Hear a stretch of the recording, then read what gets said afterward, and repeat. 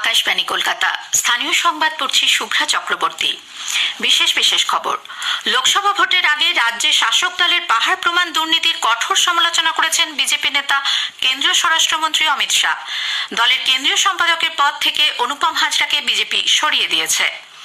প্রধানমন্ত্রী নরেন্দ্র মোদী আগামীকাল ও শুক্রবার নতুন দিল্লিতে মুখ্য সচিবদের তৃতীয় জাতীয় সম্মেলনে পৌরোহিত্য করবেন।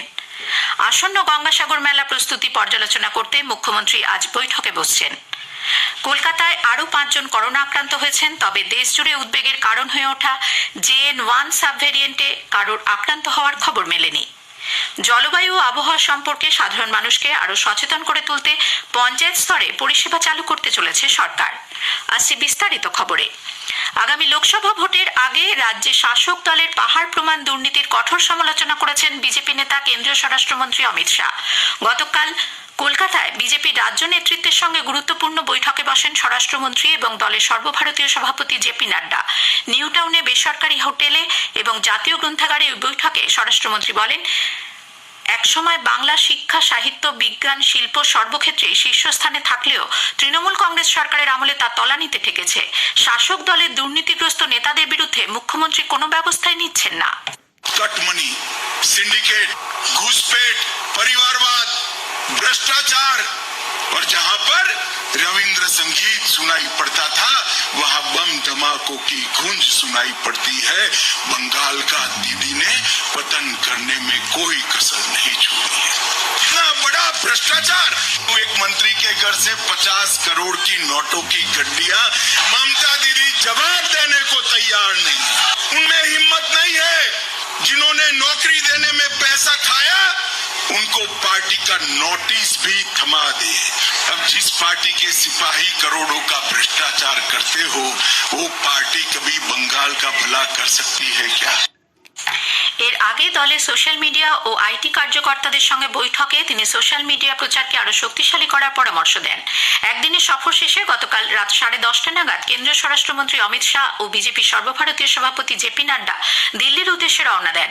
বিমানবন্দরে তাদের বিদায় জানাতে উপস্থিত ছিলেন বিজেপির রাজ্য সভাপতি সুকান্ত মজুমদার, বিরোধী দলনেতা শুভেন্দু অধিকারী প্রমুখ। সুকান্ত মজুমদার পরে সাংবাদিকদের প্রশ্নের উত্তরে বলেন, আগামী বছর লোকসভা নির্বাচনে রাজ্যের সাফল্যের লক্ষ্যে দল কিভাবে এগোবে দুই কেন্দ্রীয় নেতা তার রূপরেখা তৈরি করে দিয়ে গেছেন। তৃণমূল কংগ্রেসের নেত্রী মমতা বন্দ্যোপাধ্যায়ের নেতৃত্বে বাংলার ঘরে ঘরে দুর্নীতি নিমজ্জিত করে ফেলেছেন। নেতা মন্ত্রীরা দুর্নীতিতে বাংলার মানুষের মান সম্মান সব শেষ করে ফেলেছেন। এই দুটোই সামনে নিয়ে আমরা এগিয়ে। প্রধানমন্ত্রীত্বের দৌড়ে তৃণমূল নেত্রী আগেই সরে গেছেন বলে তিনি কটাক্ষ করেন।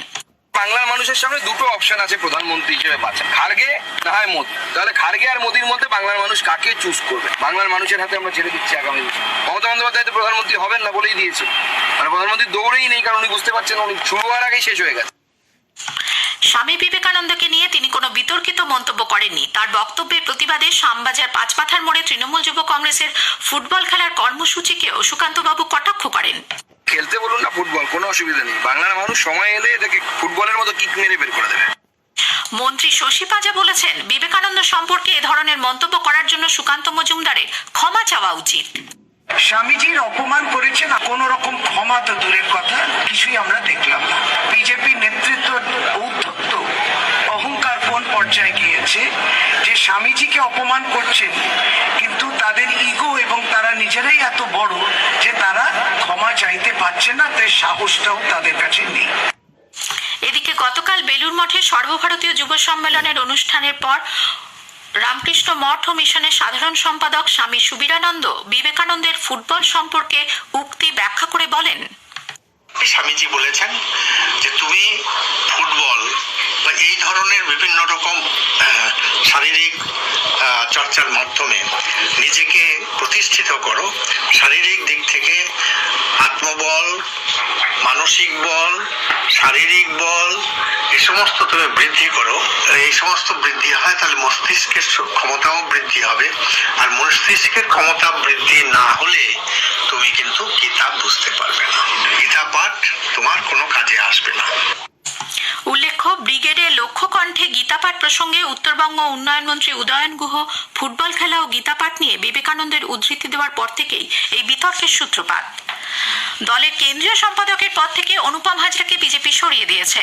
দলের সর্বভারতীয় সভাপতি জেপি নাড্ডা এবং প্রবীণ নেতা স্বরাষ্ট্রমন্ত্রী অমিত শাহ গতকাল কলকাতায় দুদফায় বিজেপির রাজ্য নেতাদের সঙ্গে বৈঠকের পরই রাতে অনুপমকে অপসারণের সিদ্ধান্ত ঘোষণা করা হয়। বোলপুরের প্রাক্তন তৃণমূল কংগ্রেস সাংসদ অনুপম 2019 সালে লোকসভা নির্বাচনের আগে বিজেপিতে যোগ দিয়েছিলেন। যাদবপুর থেকে প্রতিদ্বন্দ্বিতা করে পরাজিত হওয়ার পরে তাকে কেন্দ্রীয় সম্পাদকের পদ দেয় বিজেপি, কিন্তু রাজ্য বিজেপি নেতাদের একাংশের বিরুদ্ধে সম্প্রতি সমাজ মাধ্যমে বিরূপ মন্তব্যের জেরেই তাকে পদ থেকে সরানো হলো বলে রাজনৈতিক মহলের মতামত। প্রধানমন্ত্রী নরেন্দ্র মোদী আগামীকাল ও শুক্রবার নতুন দিল্লিতে মুখ্য সচিবদের তৃতীয় জাতীয় সম্মেলনে পৌরোহিত্য করবেন। সরকার জানিয়েছে, সহযোগিতামূলক যুক্তরাষ্ট্রীয় কাঠামোয় প্রধানমন্ত্রী বিশ্বাসী, তাই সব রাজ্য ও কেন্দ্রশাসিত অঞ্চলের মুখ্য সচিবদের পারস্পরিক সহায়তার ভিত্তিতে কাজের উৎসাহ দিতেই এই সম্মেলনের আয়োজন করা হয়েছে। এবারের সম্মেলনের বিষয় সরকারের সহজ জীবনযাত্রা, ইজ অফ লিভিং প্রকল্প, কল্যাণমুখী নানা প্রকল্প ও পরিষেবা পাওয়ার সুবিধার কথা মাথায় রেখে 5টি বিষয় নিয়ে সম্মেলনে আলোচনার সম্ভাবনা। এর মধ্যে রয়েছে সম্পত্তি, বিদ্যুৎ, স্বাস্থ্য, স্কুল শিক্ষা। কেন্দ্রীয় সরকারের 200-রও বেশি প্রতিনিধি, বিভিন্ন রাজ্য কেন্দ্রশাসিত অঞ্চলের মুখ্য সচিব ও আধিকারিকরা এখানে উপস্থিত থাকবেন। আসন্ন গঙ্গাসাগর মেলার প্রস্তুতি পর্যালোচনা করতে মুখ্যমন্ত্রী মমতা ব্যানার্জি আজ বৈঠকে বসছেন। মেলার সঙ্গে সংশ্লিষ্ট রাজ্যের 15 জন মন্ত্রী ও 18টি দপ্তরের সচিবদের ওই বৈঠকে উপস্থিত থাকতে বলা হয়েছে। পাশাপাশি গঙ্গাসাগর মেলার সঙ্গে যুক্ত থাকার স্বেচ্ছাসেবী সংগঠনের প্রতিনিধিদেরও নবান্ন সভাগৃহে ওই বৈঠকে আমন্ত্রণ জানানো হয়েছে।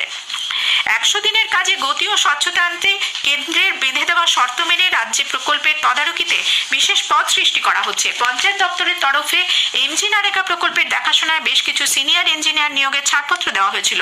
সম্প্রতি সেই অনুমোদন মিলেছে বলে খবর। প্রকল্পের প্রশাসনিক ও প্রযুক্তিগত কাজের তদারকি করবেন তারা।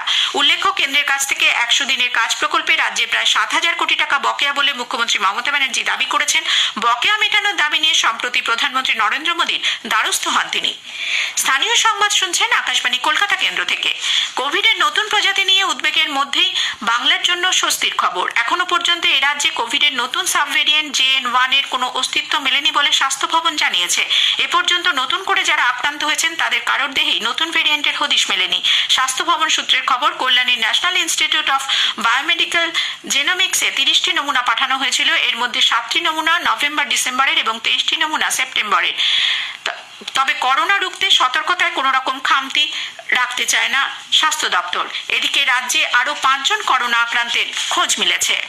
রাজ্য সরকার এনআইএ অ্যাক্টে আগামী বছর 1 জানুয়ারি জন্মাষ্টমী এবং ছট পুজোর দিন ছুটি ঘোষণা করায় ব্যাংক অফিসারদের সংগঠন all India bank officers confederation রাজ্যের মুখ্যমন্ত্রী মমতা ব্যানার্জিকে ধন্যবাদ জানিয়েছেন।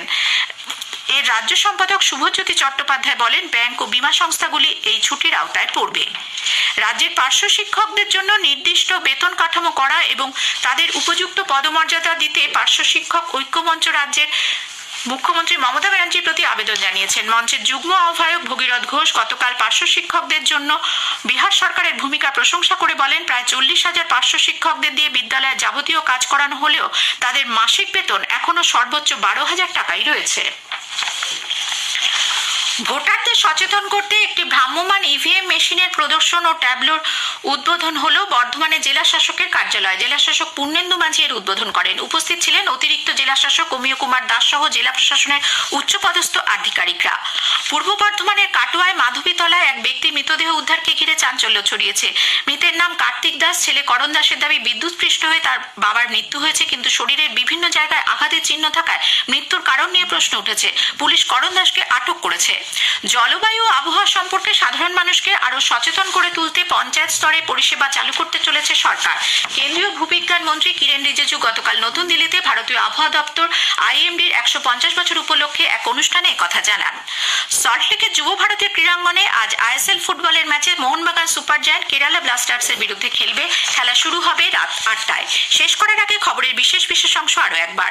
আগামী লোকসভা ভোটের আগে রাজ্যের শাসক দলের পাহাড় প্রমাণ দুর্নীতির কঠোর সমালোচনা করেছেন বিজেপি নেতা কেন্দ্রীয় স্বরাষ্ট্রমন্ত্রী অমিত শাহ। দলের কেন্দ্রীয় সম্পাদকের পদ থেকে অনুপম হাজরাকে সরিয়ে দিয়েছে বিজেপি। প্রধানমন্ত্রী নরেন্দ্র মোদী আগামীকাল ও শুক্রবার নতুন দিল্লিতে মুখ্য সচিবদের জাতীয় সম্মেলনে পৌরোহিত্য করবেন।